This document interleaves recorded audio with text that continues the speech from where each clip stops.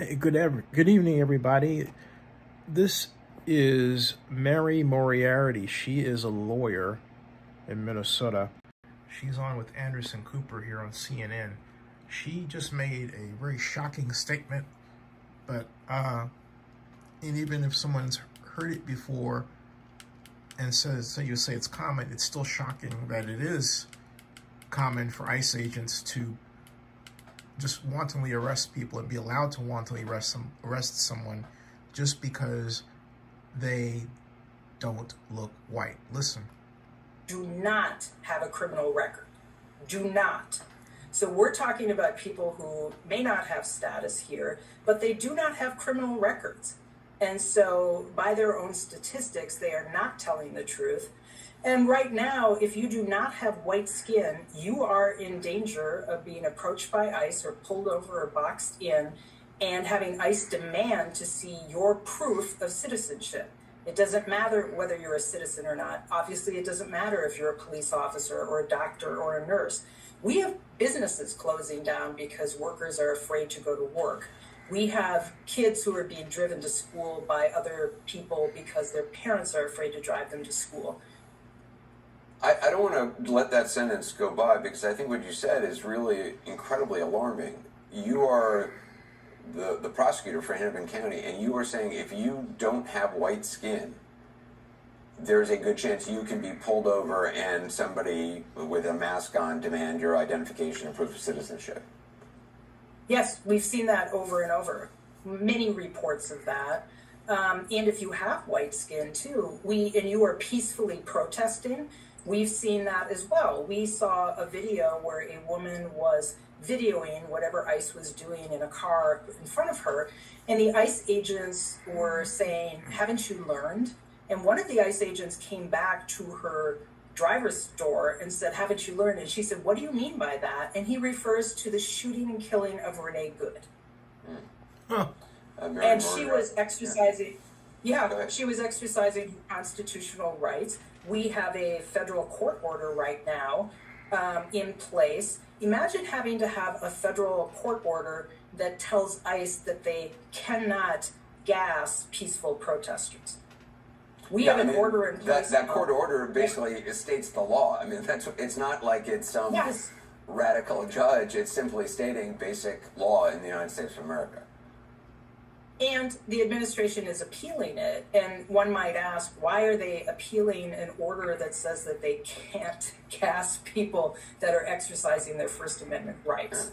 And it's interesting they're appealing it because Kristi Noem actually came out and said, oh, well, we're already doing all of that. We're following that order without, they don't need a judge's order, but then they're appealing that order. That seems contradictory. Right. Mary Moriarty, I appreciate your time tonight. Thank you, Hennepin County Attorney. Of course. Coming next, the New York Times is Ross Buettner. So there you go, folks. His paper's remarkable new accounting of how the Trump family... Oh, sorry about that. Let me just shift here to the back camera. But that shouldn't be. In fact, that action is unconstitutional.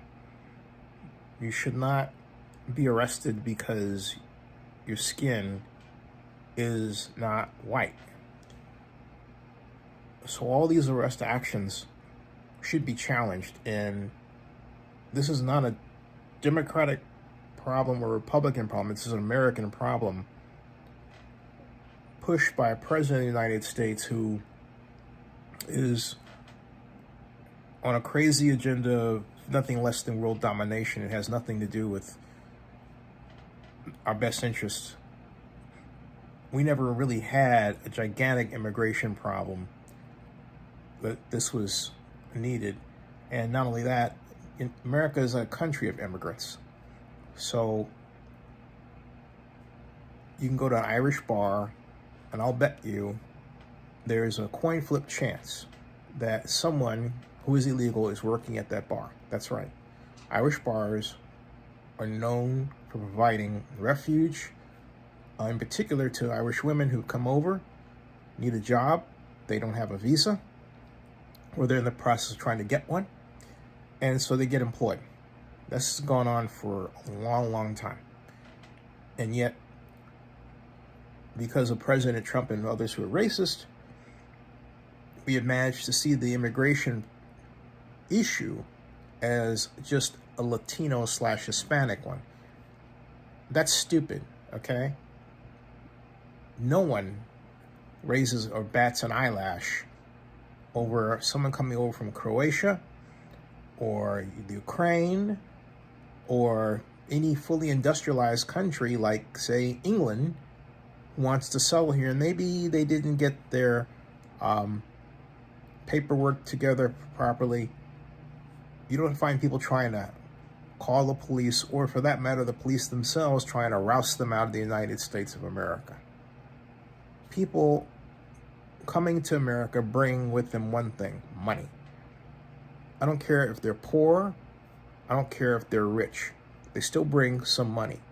And they're willing to do the work necessary to gain a better life here. That has been the case for a long, long time. America's culture is multi. It's different cultures. It always has been. And so the beauty of it is that there are only two nations active among industrial nations in the entire world that have multicultural populations, that are fully multicultural. The United States is number one, and number two is the United Kingdom. That's it. The rest are primarily monoethnic. So we have to adopt, this goes back to actually my thesis from Berkeley in 1887. We have to adopt a rule of defending American rights, but also helping American businesses grow and American people get better means to start businesses, and also an industrial policy that helps advance American businesses. And we haven't done that. And then we have people running around saying, well, discussing the culture of other people, but no one talks about an American culture. I am telling you, the nature of American culture is multicultural. Different kinds of food you like, Indian food, Chinese food, Italian food. All that's readily available here. In a way, it's not readily available someplace else. A number of places in the world are known for awful food. I can go on and on and on. My point is, people come here because it's America's welcoming. America is the world's welcoming mat. America is the welcome mat to the world. And it has made us rich beyond the possibility of any other nation. And so I'm saying we got to stop trying to destroy that and understand exactly what it is we built and appreciate it. Love your country. If you really love your country, you'll love the multicultural aspect of it. All right. Subscribe to Zenny62 on YouTube and bookmark ZennyReport.com. Thank you. And God bless you.